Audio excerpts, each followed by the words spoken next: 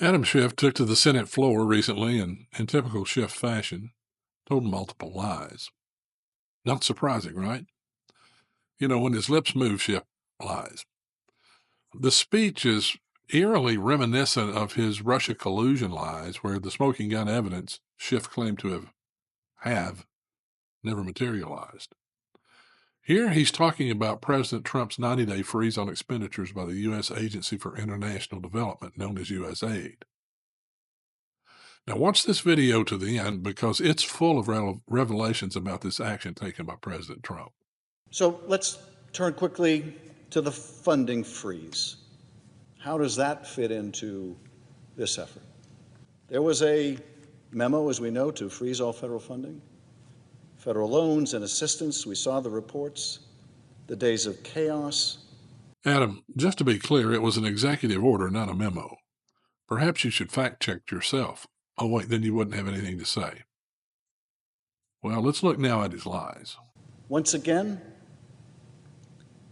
this is an effort to prepare to raid the Treasury, to take the resources that belong to the American people and use them to fund a massive tax cut for those who don't need it. And the idea of freezing that funding and inhibiting that recovery so that there can be just a bit more money for Donald Trump and Elon Musk and his allies is anathema to my constituents. And it should be unacceptable for all the rest of us. Raiding the Treasury? How about protecting the Treasury? And to your point that Trump is going to give a tax break to his billionaire buddies, he just announced a tax increase for billionaire sports team owners. And remember, one of his biggest donors owns the Dallas Mavericks. This was a trap President Trump set to smoke out agencies full of waste and fraud and abuse. And USAID fell into the trap. How USAID got to the top of the Doge list, I think, is one of the most interesting aspects of this story. So, if you remember, on January 21st, Trump decided he would do a bunch of executive orders, right? And one of them was to pause foreign aid for 90 days. Okay, this seems reasonable. We got to take care of our country. That was part of his mandate for becoming the 47th president of the United States. So, a couple of days later, the White House said, hey, this USAID leadership is trying to circumvent the executive order. In other words, they're just going to keep paying people even though the executive order came out. That alerted the Doge team. So Elon confirmed this on X. He said, quote, all Doge did was check to see which federal organizations were violating the president's executive orders the most. Turned out to be USAID, so that became our focus. And according to NBC, security officials at USAID tried to prevent Doge from even getting into the building or accessing the systems. To your point, Antonio, the person probably who's got the most to hide is the one who's going to fight the most. Over the weekend, Doge gained access to USAID, and then people started tweeting out all of this, crazy spend and things that any American who looks at it and says, wait a second, if we haven't fixed the goddamn water in Flint, Michigan, why are we sending money to Galway or in Ireland to do a DEI musical? This makes no sense. So USAID rose to the top of the list of agencies ignoring President Trump's executive orders, freezing foreign aid and spending for 90 days. So it put itself in the bullseye of Doge. And like a fly stuck in a spider web, fought to keep Doge out. Thankfully, it didn't work. Well, what about this notion, this chaos? Well, listen to what the Rwandan president had to say.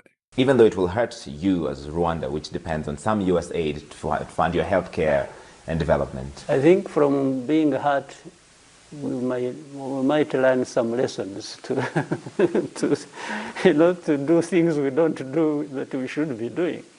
This is why I'm saying, this aid thing, which I've never been a friend of it, much as I've been a beneficiary of it. Wow, that says a lot about the supposed chaos we've been reading so much about. So what is the spending at USAID that caught the attention of Doge? Karoline Leavitt spells it out for us. entrepreneur. He serves as a great ally and a friend to the president. And I think Elon Musk also has a little bit of common sense. And I think the American people really appreciate that when it comes to the federal government, because it seems like all common sense has been lost in this city. And that's what you see when you look at USAID. I know Secretary Rubio made some comments about how he will be acting as the director over that agency. And here's the reason why Elon Musk and others have been taking a look. Because if you look at the waste and abuse that has run through USAID over the past several years, these are some of the insane priorities that organization has been spending money on. $1.5 million to advance DEI in Serbia's workplaces, $70,000 for a production of a DEI musical in Ireland, $47,000 for a transgender opera in Colombia, $32,000 for a transgender comic book in Peru. I don't know about you, but as an American taxpayer, I don't want my dollars going towards this crap, and I know the American people don't either, and that's exactly what Elon Musk has been tasked by President Trump to do, to get the fraud, waste, and abuse out of our federal government. Who can support those foreign aid expenditures? But perhaps there are kickbacks coming to certain Democrats, and this would explain why they're squawking so loudly, but the idea is not to stop foreign aid.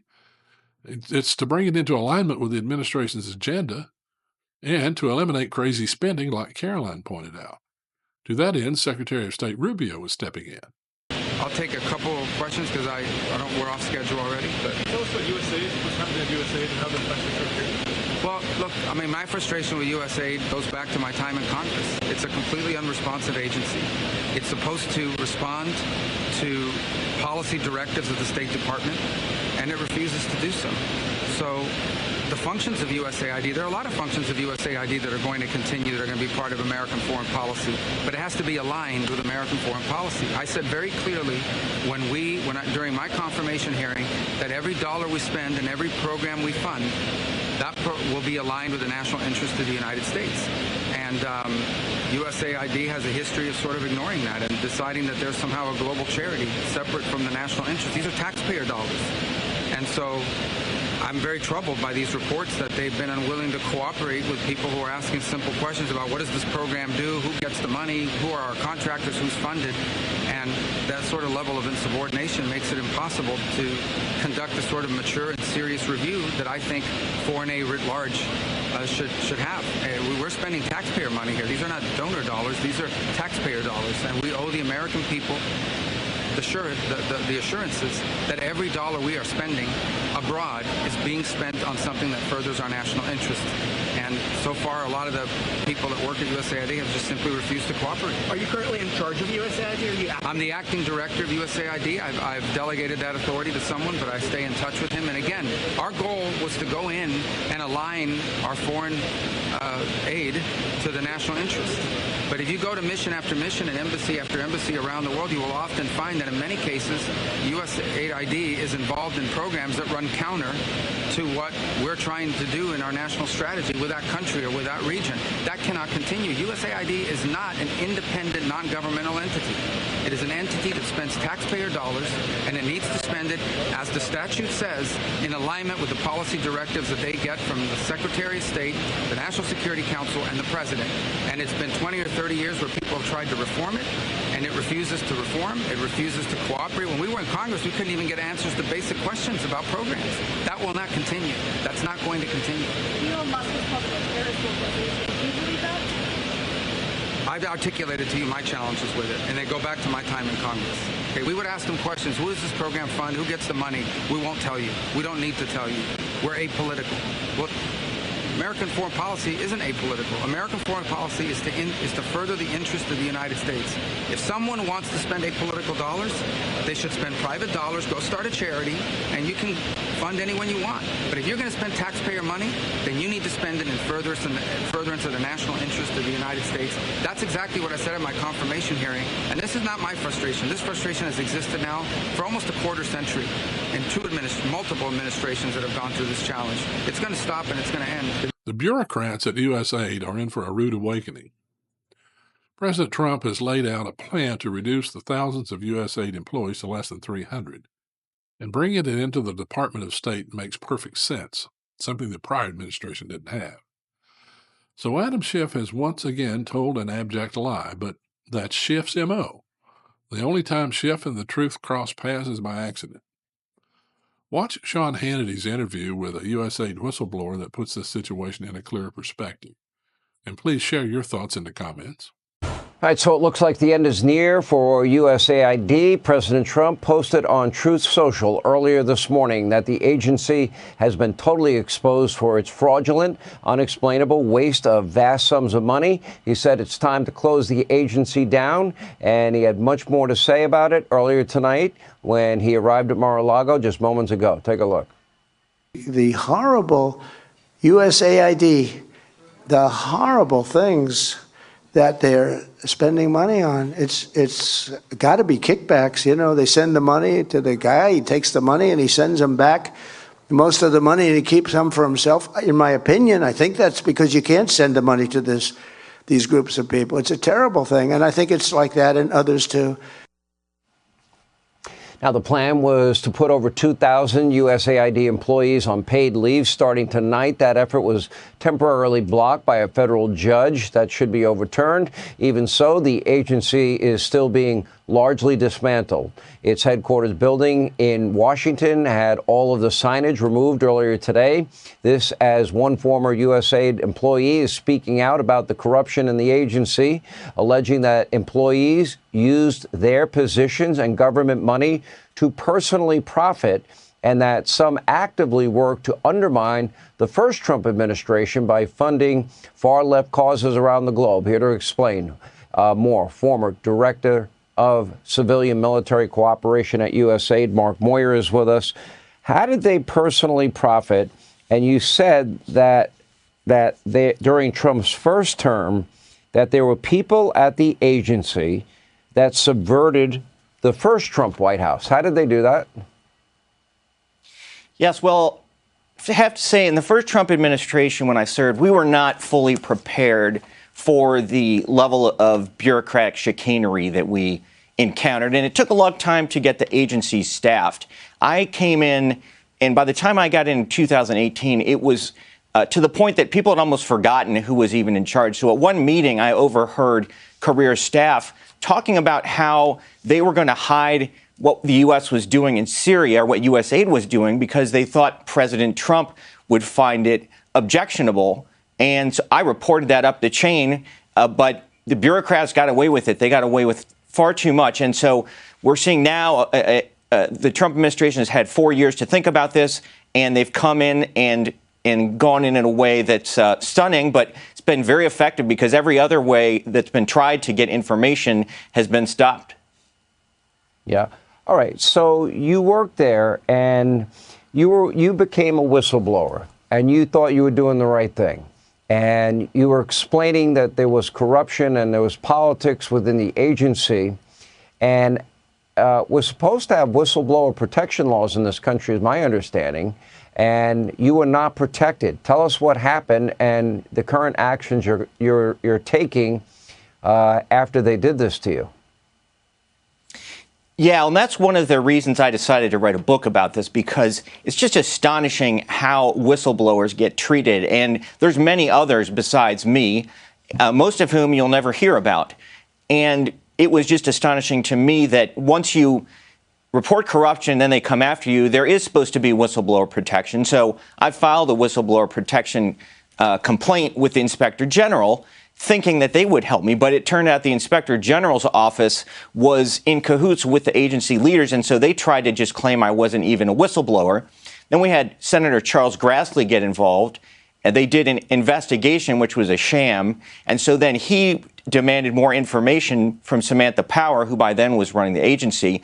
But as we heard from your previous guests, even if you're a highly respected senator, they will just tell you they're not going to give you the information. So after going through all that, I ended up having to sue the government simply to get them to turn over the supposed evidence that they had used to try to fire me. And that's been in court now for 3 years. So 5 years later, I still don't have any resolution to this. So were you aware that, like, for example, we've been scrolling all of this money that was going to promote this very woke agenda, Green New Deal agenda, DEI agenda, transgenderism agenda. Were you aware this was happening back then? And when they classified or they chronicled how the money was being spent, did they specifically hide how it was really being spent? Yes, that was a common tactic. And we'd had the Obama people put in some of these similar kinds of programs. And then when the Trump administration came in, one of the themes in the first administration was we're going to promote self-reliance because we don't want these countries receiving aid forever. So that's going to be one of our big objectives. So then they would say, well, we've got a gender affirming care program or a climate change program, but now we're going to say this is a self-reliance program because, of course, you can't be self-reliant unless you have transgender rights or climate change. So that happened all the time. Now, there were certainly efforts to crack down on it, and it sort of resurged openly under the Samantha Powers rule. But, you know, you've also got a bigger problem, too, that I think we were even less effective in dealing with, which is the massive overcharging through overheads. And this is something Senator Ernst has really been strong on. The tack on these massive overhead or indirect cost fees. And we're just getting our hands around that to see how much, you know, even on worthwhile programs, we're vastly overpaying for these. Knowing that the average American only makes $66,000 a year on average, and they're seeing, you know, what will eventually be hundreds of billions of dollars in waste, fraud, and abuse for foreign countries. Why are Democrats calling this a constitutional crisis? How does that benefit them politically? Are they that out of touch with the American people? The American people are paying for this crap. Yeah, I do think they are out of touch with the American people. I mean, from the get-go, the Biden administration pushed this radical DEI agenda. They pushed radical transgenderism. And I think they found, even within their own party, these have turned out to be very unpopular. But this is the swamp, and you've got to remember people who are in the swamp have lost touch with the rest of the country, and that's why they don't seem to have any problem continuing in this way.